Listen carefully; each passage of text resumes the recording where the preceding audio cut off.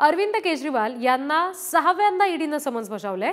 कथित दारू घोटाळ्यामध्ये केजरीवाल यांना आणखी एक समन्स बजावलं गेलंय। 5 वेळा समन्स बजावून सुद्धा केजरीवालांनी चौकशीला दांडी मारलेली आहे। त्यामुळे आता 6व्यांदा तरी ते चौकशीला उपस्थित राहतात का हा प्रश्नच आहे।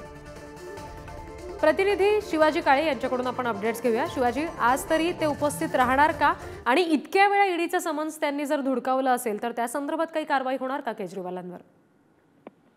केजरीवाल यांना ज्यावेळेस ईडीचं समन्स बजावलं जातं त्यावेळेला जर उपस्थित राहायचं असेल तर ठोस असं कारण ईडीला द्यावं लागतं, अन्यथा ईडी पुन्हा एकदा त्यांना नोटीस बजावते।